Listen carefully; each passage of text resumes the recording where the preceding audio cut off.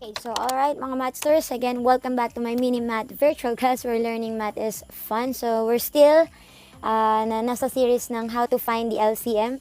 So this is the second part of our series, second to the last video. So let us find the LCM of the following. You have x plus 1 and x squared minus 1. Again, we will follow the same process kung paano tayo kukuha ng LCM. First step, kukunin natin yung factors ng x plus 1 tsaka ng x squared minus 1.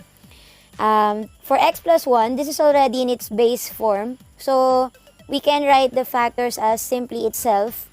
Yung 1 kahit di na natin isulat, understandable na yan. So, you have x plus 1. As for x squared minus 1, well, this is a special type of an algebraic expression because this is a special product. To be specific, this is a DTS. So, to be able to get the factors of this one, all we have to do is just to get the sum and difference of two binomials wherein the first term and the last term of these two binomial factors are actually the square roots of the first and last terms of the given DTS. So, the square root of x squared is just x. And then the square root of 1 is 1. And there you have it. These are the factors of x squared minus 1. So, ibig sabihin nito, mga Mathsters, it will be easy for you to get the LCM kapag kunwari, ito na, binomial na yung binigay na polynomial, yung algebraic expression, mas magiging madali sa'yo pag gamay na gamay mo na yung kung paano mag-factor ng mga special products. Okay? So, yan nga, gagawin natin, let us determine if there is any common factor, and for this case, obviously, we have x plus 1. So, ibig sabihin yan, isang beses lang natin yan isusulat.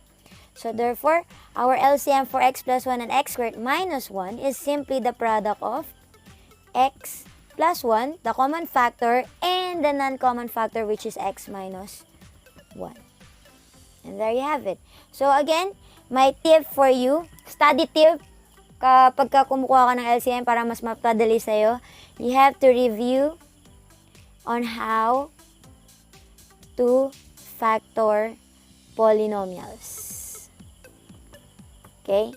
Pag nagawa mo yan, mga Mathsters, magiging madali na sa'yo yung pagkuha ng LCM. Kasi factoring lang din naman to. Yan, thank you so much. I'll see you in my next video still about how to find the LCM. So this has been Miss Yana, and yeah, math is fun.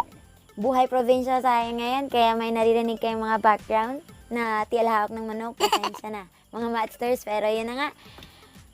Kailangan natin mag-tutorial video, mag-record ng tutorial video para sa ating mga minamahal na mga Mathsters dyan. Okay, para matulungan kayo. Salamat ng marami, and yes, I'll see you in my next video, yung last na video natin about dito sa series ng how to find the LCM. Thank you so much.